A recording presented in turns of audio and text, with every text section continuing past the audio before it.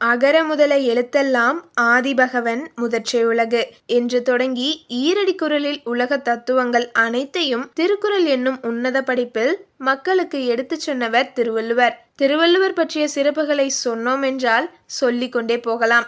ஒரு குறள் 2 குறள் இல்ல, மொத்தம் 1330 குறட்பாக்களை வாழ்க்கைக்கு பயன்படும் கருத்துகளோடு உலக மக்களுக்கு எடுத்துரைத்துள்ளார். இந்த பதிவில் திருவள்ளுவரை பற்றி தெரிந்து கொள்வோம். திருவள்ளுவர் சுருக்கமாக வள்ளுவர் என்றும் அழைக்கப்படுகிறார். உலக மக்கள் அனைவரும் தங்களுடைய வாழ்க்கை முறையில் சரியான வழியில் எப்படி நடந்து கொள்ள வேண்டும் என்று தனது 133 அதிகாரங்கள் மூலம் பல வருடங்களுக்கு முன்பே தெளிவாக எடுத்துரைத்தவர் திருவள்ளுவர்.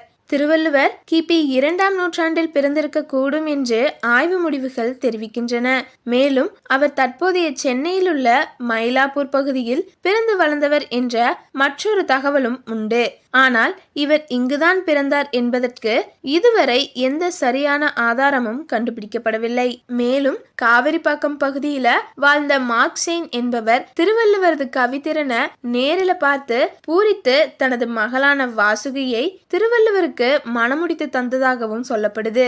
திருக்குறளை எழுதி உலக இலக்கிய அரங்கில் தமிழர்கள் பெருமிதமாக நெஞ்சம் நிமிர நிற்கும்படி செய்த உன்னத படைப்பாளி திருவள்ளுவர். தனது அறிவாலும் மற்ற சிந்தனையாலும் அவர் எழுதிய திருக்குறள் உலக புகழ்பெற்ற இலக்கியமாக மாறி தமிழர்களுக்கு பெருமையை தேடி தருகிறது என்று சொன்னால் அது மிகையாகாது. திருக்குறள் என்பதை திரு பிளஸ் குறள், அதாவது திரு என்றால் செல்வம் என்றும் குறள் என்றால் குறுகிய அடிகளை உடையது என்றும் அழைக்கப்படுகிறது. திருக்குறளானது குறுகிய அடிகளை கொண்ட நூல் என்பதால் இது திருக்குறள் என்று அழைக்கப்படுகின்றது. குறள் என்ற சொல் 2 அடி வெண்பாவை குறிப்பிடுகிறது. இந்நூல் சங்க இலக்கிய வகைப்பாட்டில் 14 கீழ்கணக்கு எனப்படும் 18 நூல்களின் திரட்டில் இருக்கிறது. மேலும் வாழ்வியலின் எல்லா அங்கங்களையும் இனம், மொழி, பாலின பேதங்களின்றி காலம் கடந்தும் பொருந்துவது போல் கூறியுள்ளதால் திருக்குறளை சிறப்பிக்கும் விதமாக உலக பொதுமறை, முப்பால், ஈரடி நூல், உத்தரவேதம், தெய்வ நூல், பொதுமறை, பொய்யாமொழி, வாயுரை வாழ்த்து, தமிழ்மறை, திருவள்ளுவம் போன்ற பல பெயர்களால் சிறப்பித்து அழைக்கின்றனர். ஈரடியில் உலக தத்துவங்களை சொன்னதால் இது ஈரடி நூல் என்றும், அறம், பொருள், இன்பம் அல்லது காமம் என்னும் முப்பெரும் பிரிவுகளை கொண்டதால் முப்பால் என்றும் அழைக்கப்படும் இந்நூல் மனிதர்கள் தம் அகவாழ்விலும் சுமூகமாக கூடி வாழவும், புறவாழ்விலும் இன்பமுடனும் இசைவுடனும் நலமுடனும் வாழவும் தேவையான அடிப்படை பண்புகளை விளக்குகிறது. இந்நூல் அறத்துப்பால், பொருட்பால் மற்றும் காமத்துப்பால் என்னும் 3 பிரிவுகளை கொண்டது. அறத்துப்பால் முதல் பிரிவான அறத்துப்பாலில் மனசாட்சி மற்றும் மரியாதை, நல்ல நடத்தை போன்றவற்றை பாயிரவியல், இல்லறவியல், துறவரவியல், ஊழியல் என்ற உட்பிரிவுகளில் தெளிவாக விளக்கியுள்ளார். பொருட்பால் 2வது பிரிவான பொருட்பாலில் உலக விவகாரங்களில் எவ்வாறு சரியான முறையில் நடந்து கொள்வது என்பதை அரசியல், அமைச்சியல், அங்கவியல், ஒலிப்பியல் போன்ற உட்பிரிவுகளில் விளக்கியுள்ளார். இன்பத்துப்பால் 3வது பிரிவான இன்பத்துப்பால் அல்லது காமத்துப்பாலில் ஆண்கள் மற்றும் பெண்கள் இடையேயான காதல் மற்றும் இன்பத்தை தெளிவாக களவியல், கற்பியல் என்ற தலைப்புகளில் விளக்கியுள்ளார். முதல் பிரிவில் 38 அத்தியாயங்களும், 2வது பிரிவில் 70 அத்தியாயங்களும் மற்றும் 3வது பிரிவில் 25 அத்தியாயங்களும் உள்ளன. ஒவ்வொரு அத்தியாயத்தில் 10 ஈரடி குறள்கள் என மொத்தம் 1330 குறள்கள் உள்ளன. திருக்குறளில் உள்ள அனைத்து கருத்துக்களும் உலகில் உள்ள அனைத்து திருக்குறள் சமயங்களுக்கும் பொருந்துவதாக உள்ளது.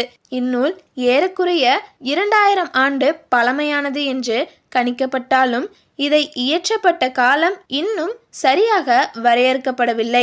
திருக்குறளை தவிர திருவள்ளுவர் மருத்துவம் பற்றிய 2 நூல்களான ஞான வெட்டியான் மற்றும் பஞ்சரத்னம் ஆகிய நூல்களை இயற்றியுள்ளதாக பலரும் தெரிவிக்கின்றனர். தமிழகத்தின் தென்கோடி முனையில் இருக்கும் கன்னியாகுமரியில் திருவள்ளுவரின் முழு திருவுருவ சிலை கடலுக்கு நடுவில் வைக்கப்பட்டுள்ளது.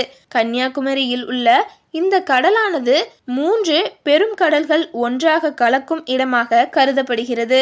மேலும் திருக்குறளானது 133 அதிகாரங்களை கொண்டுள்ளதால் திருவள்ளுவரின் சிலையும் 133 அடி உயரத்தில் கருங்கற்களால் அமைக்கப்பட்டுள்ளது. இதுவரை 3 பெரும் பூகம்பங்களை தாங்கி எந்தவித சேதமும் இல்லாமல் திருவள்ளுவர் சிலை இருக்கிறது. இதனை அமைக்க 10 ஆண்டுகள் தேவைப்பட்டது என இதை வடிவமைத்த சிற்பி கணேசன் கூறியுள்ளார். மேலும் சிலையின் உட்புற சுவற்றில் ஒவ்வொரு அதிகாரத்திலிருந்து ஒரு குறள் வீதம் 133 குறட்பாக்கள் தமிழிலும் ஆங்கிலத்திலும் பொறிக்கப்பட்டுள்ளன. திருவள்ளுவர் சிலை வெள்ளி விழாவையொட்டி கன்னியாகுமரியில் திருவள்ளுவர் சிலைக்கும் விவேகானந்தர் மண்டபத்திற்கும் இடையே கண்ணாடி இலை பாலத்தை முதல்வர் மு.க.ஸ்டாலின் கடந்த டிசம்பர் 30 அன்று திறந்து வைத்தார். இந்தியாவிலேயே கடலுக்கு நடுவே திறக்கப்பட்ட முதல் கண்ணாடி இலை பாலம் இதுவாகும்.